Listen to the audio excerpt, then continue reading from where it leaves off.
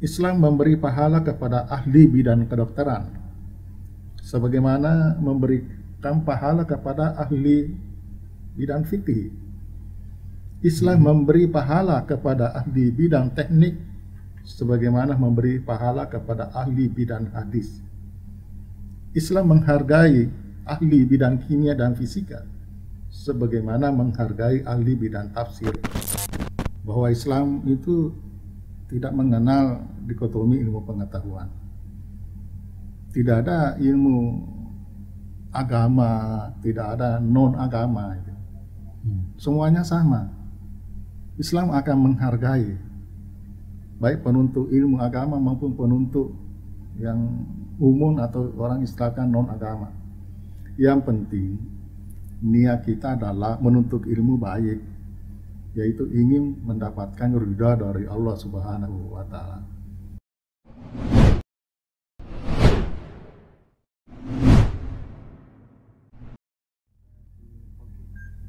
Ya, bismillahirrahmanirrahim. Assalamualaikum warahmatullahi wabarakatuh. Waalaikumsalam warahmatullahi wabarakatuh. Kembali lagi bersama saya Ridwan, pemandu acara program klinik pendidikan Majelis Ulama Indonesia Provinsi Sulawesi Selatan. Alhamdulillah, hari ini kita bersama dengan salah satu narasumber, Dr. Haji Ahmad Hakim MAG, merupakan dosen dan juga dekan Fakultas Agama Islam UMI Makassar, dan saat ini sedang bersama kita di studio MUI TV Provinsi Sulawesi Selatan. Assalamualaikum Ustaz. Bagaimana kabar? Waalaikumsalam warahmatullahi wabarakatuh. Bagaimana kabarnya Ustaz? Alhamdulillah baik-baik. Alhamdulillah. Terima kasih banyak Ustaz telah hadir bersama kita di program klinik pendidikan Majelis Ulama Indonesia Provinsi Sulawesi Selatan.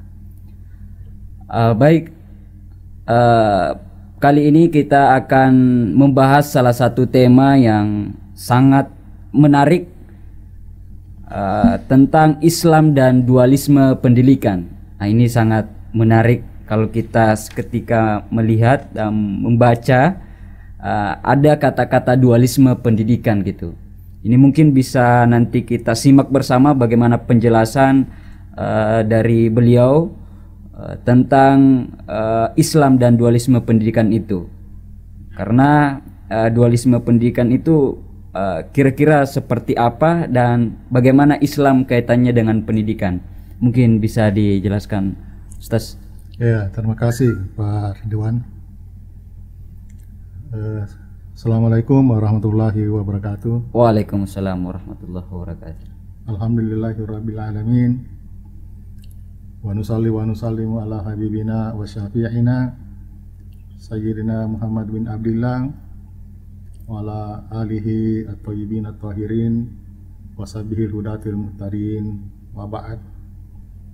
Syukur alhamdulillah kita panjatkan kehadirat Allah Subhanahu wa Ta'ala atas limpahan rahmat dan taufiknya, sehingga kita dapat bertemu ya di dalam satu acara yang menurut saya bagus sekali, yaitu program klinik pendidikan yang digagas oleh Majelis Ulama Provinsi Sulawesi Selatan. Dan juga tentu kita tak lupa mengirimkan selawat kepada baginda Rasulullah Sallallahu Alaihi Wasallam. Allahumma shalli.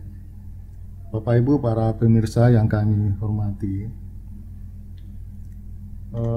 Islam adalah agama yang mengharuskan bahkan mewajibkan pemeluknya untuk menuntut ilmu pengetahuan.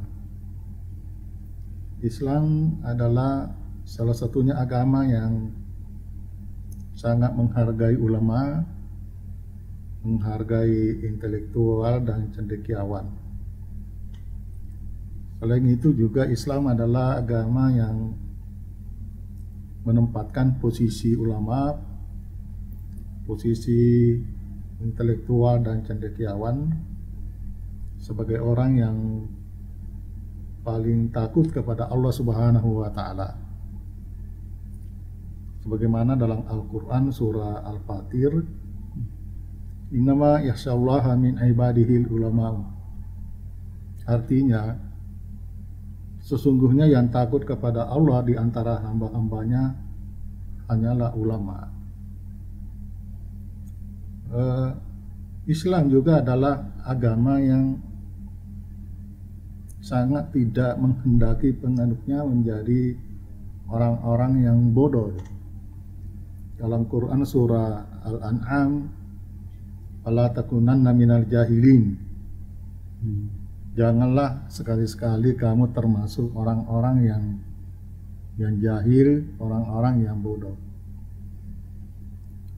Kalau kita membuka Al-Quran dan hadis yang mendorong untuk menuntut ilmu pengetahuan, maka kita tidak menemukan satu ayat atau satu hadis Rasulullah Shallallahu Alaihi Wasallam yang menjelaskan tentang ilmu-ilmu tertentu.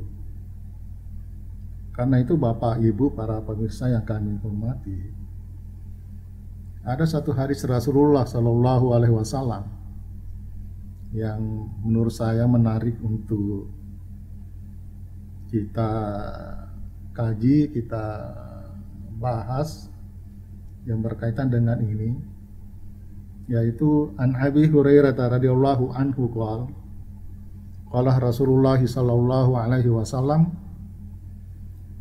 man ta'allama ilman mimma yubtaga bihi wajhullahi azza wa jalla la yata'allamahu illa liyusiba bihi arda minad dunya lam yajid arfal jannati yaumal qiyamati ya'ni rihaha. Barang siapa yang menuntut ilmu pengetahuan, maka ia harus berniat untuk mencari ridha Allah Subhanahu wa taala dan bukan karena keduniaan. Jika mencari ilmu pengetahuan karena keduniaan, maka tidak akan dapat mengetahui surga pada hari kiamat. Artinya tidak dapat menghirup udara surga. Para pemirsa yang dirahmati Allah Subhanahu wa taala, hadis yang telah kami bacakan tadi mengandung dua masalah penting. Pertama, bahwa ilmu ada dua macam. Satu, ilmu yang mendapat ridho dari Allah Subhanahu wa taala dan bermanfaat bagi manusia. Ilmu apa saja yang penting bermanfaat untuk kemaslahatan umat manusia, bukan untuk dipakai merusak atau merugikan orang lain. Yang kedua, ilmu yang tidak diridai oleh Allah Subhanahu wa taala dan tidak bermanfaat bagi manusia, ya, seperti sihir, santet, dan ilmu-ilmu yang sejenisnya. Ini sangat berbahaya. Yang kedua, dari hadis itu juga kita bisa melihat ada dua hal. Pertama adalah Islam memberi pahala kepada ahli bidang kedokteran, sebagaimana memberikan pahala kepada ahli bidang fikih. Islam memberi pahala kepada ahli bidang teknik, sebagaimana memberi pahala kepada ahli bidang hadis. Islam menghargai ahli bidang kimia dan fisika, sebagaimana menghargai ahli bidang tafsir. Namun kita menjadi catatan bahwa selama mereka menuntut dan mengamalkan ilmunya untuk mencari ridha Allah Subhanahu wa taala dan mengabdi dengan ilmu tersebut untuk kemanusiaan dan membantu orang yang membutuhkannya, mereka siap pakai. Kapan dibutuhkan oleh masyarakat, mereka sudah siap. Yang kedua, pembagian ilmu kepada ilmu agama dan non-agama tidak berasal dari ajaran Islam. Pembagian seperti ini itulah yang dimasukkan dualisme pendidikan, atau mungkin ada istilah lain adalah dikotomi pendidikan. Selain itu, pembagian ini akan menghasilkan dua hal yang bertentangan dalam pendidikan dan dapat menghasilkan dua kelompok penuntut ilmu yang berbeda, di mana salah satu pihak akan merasa tersisih dari pihak lain dan bahkan akan berjalan menurut tujuannya masing-masing. Juga pemisahan seperti ini akan memunculkan fitnah adu domba antara dua golongan tersebut. Ada pihak luar atau pihak ketiga menanamkan suatu paham atau menanamkan suatu doktrin kepada ahli bidang agama bahwa orang yang menuntut ilmu keduniaan sudah keluar dari agama. Sebaliknya, mereka menanamkan suatu paham atau menanamkan suatu doktrin kepada ahli bidang keduniaan bahwa orang yang berkecimpung dalam bidang agama ketinggalan zaman. Nah, ini sudah sangat berbahaya ini. Bapak Ibu para pemirsa yang kami hormati, nah sekarang pertanyaan yang perlu kita jawab secara bersama-sama, apakah Islam menentang spesialisasi? Islam tidak menentang spesialisasi. Kalau kita membaca sejarah sahabat Nabi Muhammad SAW, ditemukan bahwa sahabat Nabi SAW ada yang ahli bidang fikih, yaitu Ali bin Abi Thalib. Ada yang ahli bidang tafsir, yaitu Abdullah ibnu Abbas. Ada yang ahli bidang faraid atau hukum kewarganegaraan Islam, yaitu Zaid ibnu Sabit. Namun demikian tidak menjadi hambatan bagi mereka untuk menguasai segala masalah-masalah agama. Seorang muslim diharapkan dapat menguasai dengan baik hal-hal yang berkaitan dengan masalah dunia, juga menguasai masalah yang berkaitan dengan keakhiratan. Sebagaimana Quran surah Al-Qasas, A'udzubillahi minasyaitonirrajim, wabtaghi fima ataqallahu daral akhirata wa la tansa nasibaka minad dunya.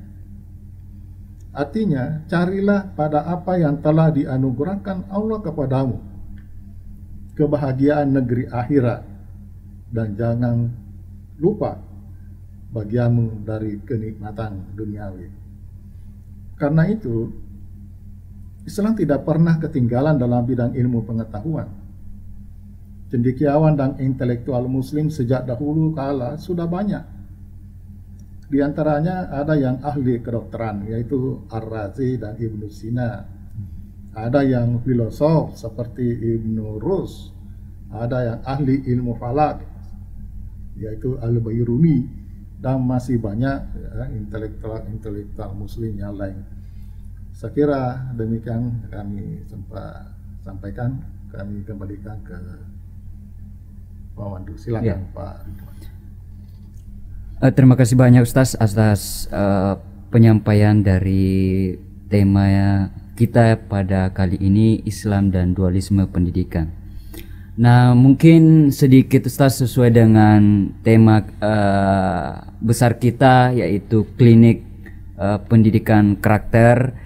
Itu bagaimana kemudian Islam dalam membangun nilai-nilai karakter bagi anak-anak, baik di lembaga pendidikan maupun di keluarga itu sendiri.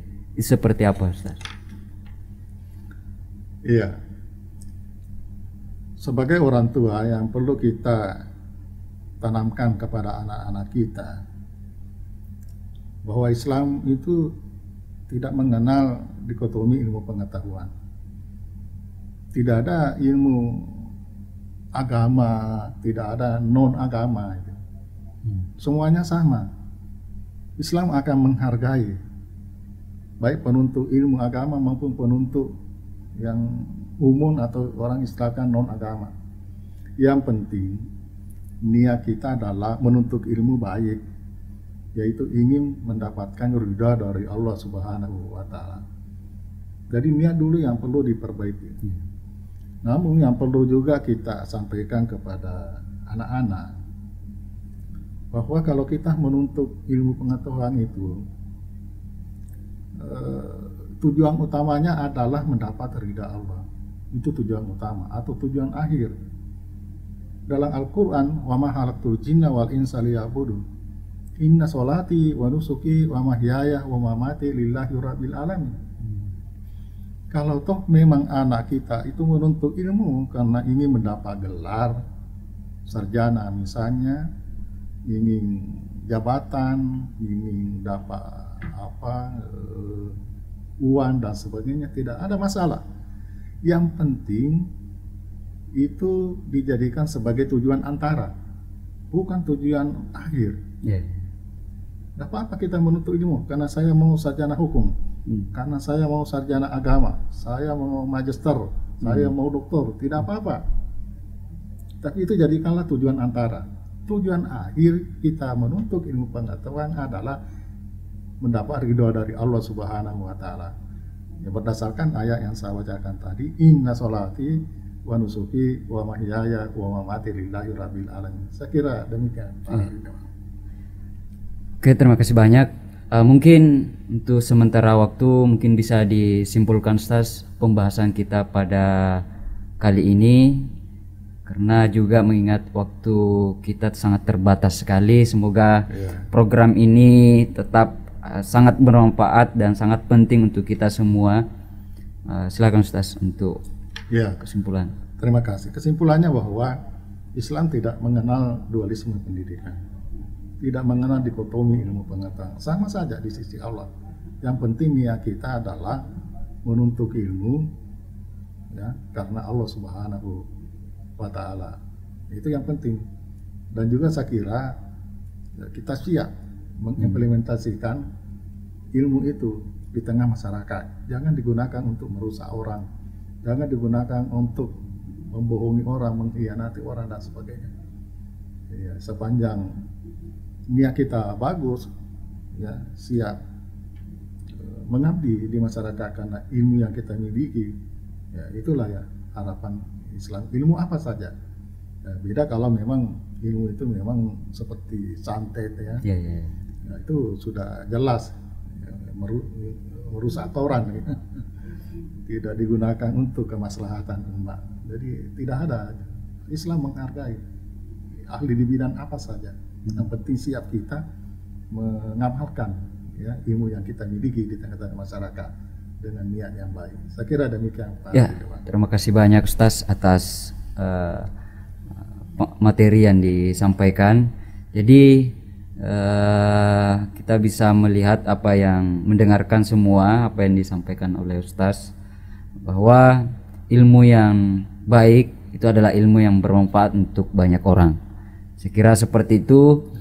Saya ucapkan banyak terima kasih Ustaz atas waktu dan kesempatannya membersamai kita pada program Klinik Pendidikan Majelis Ulama Indonesia Provinsi Sulawesi Selatan.